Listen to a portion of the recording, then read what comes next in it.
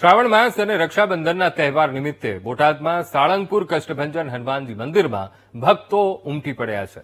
ભક્તોએ દાદાને રાખડી અર્પણ કરી. હનુમાનજી દાદાને રાખડીના વાઘાનો વિશેષ શણગાર કરવામાં આવ્યો છે, તો સિંહાસનને નાળિયેરીના પાન વડે શણગારવામાં આવ્યું છે.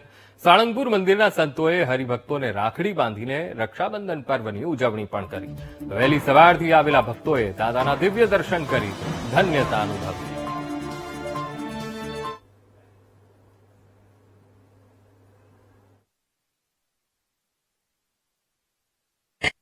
મારો નાનો ભાઈ હતો, જેને મેં અત્યારે 10 વર્ષ થયા કે જે હવે અમારી સાથે નથી. તો ભાઈ ગયા પછી 2014 પછી હું હનુમાન દાદા સારંગપુર હનુમાન દાદાને રાખડી બાંધું છું, કારણ કે એના પછી જે અમારી રક્ષા કરે છે, જે અમારું ધ્યાન રાખે છે, ફક્ત હનુમાન દાદા છે. મમ્મીની ખૂબ શ્રદ્ધા છે હનુમાન દાદા ઉપર, ને મારી પહેલી શ્રદ્ધા મારી મમ્મી ઉપર છે. એટલા માટે ત્યારથી દાદાને અલગ અલગ પ્રકારની રાખડીઓનો શણગાર કર્યો છે. તમારા જેવા અનેક બહેનોએ પણ રાખડી બાંધી છે. જી, એના તમે દર્શન કર્યા છે. જી, કેવી અનુભૂતિ? મેં એકવાર નહીં પણ હું ફરી અંદર ગઈને ફરી મેં દર્શન કર્યા. સ્પેશિયલ પહેલી વાર શ્રદ્ધાથી દર્શન કર્યા, ભગવાનના દર્શન કર્યા. બીજી વાર સ્પેશિયલ શણગાર જોવા માટે મેં દર્શન કર્યા, કારણ કે મેં એક બે જણ છે એમને હું મળી, જે શણગારની અંદર એક પાર્ટ છે. તો એ લોકોનું મેં પરિચય લીધો તો ખબર પડે કે નાની નાની કેટલા એફર્ટ્સ જાય છે આ રાખડીના શણગાર કે કોઈ બી શણગાર જયારે સારંગપુરના હોય છે.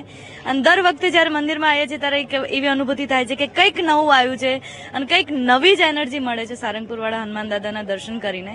તો આજનો રાખડીનો શણગાર તો આઈ બિલીવ કે બધાને કરવો જોઈએ, કારણ કે બહુ જ अलग अनुभूति થાય છે रक्षाबंधन पर. બહુ मजा આવી आज. नहीं पहले कभी नहीं, आज ही आए हम दर्शन के, लेकिन बहुत अच्छा दर्शन हुआ. जो राखी का जो सजावट किया, डेकोरेशन किया, बहुत अच्छा लगा हमको और बहुत पवित्र स्थान है, इसके लिए बहुत अच्छा लगा मन से.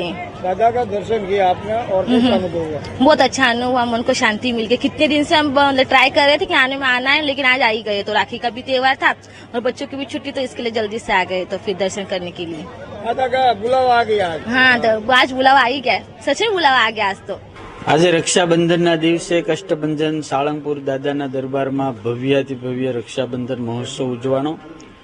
હજારો બહેનો, દીકરીઓ, નાના નાના દીકરાઓએ, ભાઈઓએ પણ હનુમાનજીને પોતાના વાલસોયા ભાઈ, પોતાના ભગવાન, પોતાના મા બાપ માની અને રક્ષા એટલે રાખડી મોકલી છે. આજે તમામ રાખડીઓ દાદાને અર્પણ કરી છે અને આટલો બધા દાદાને પ્રાર્થના પત્રો મોકલ્યા છે. એ બધા જ પ્રાર્થના પત્ર અમે સવારે દાદાને અર્પણ કર્યા અને દાદાને પ્રાર્થના કરી કે હે હનુમાન દાદા, જે દીકરીઓ અને બહેનોએ તમને રાખડી મોકલી છે બધાની રક્ષા કરજો, એની સાથે રહેજો અને આ પ્રાર્થના તમે વાંચજો અને બધાની સુખી કરજો.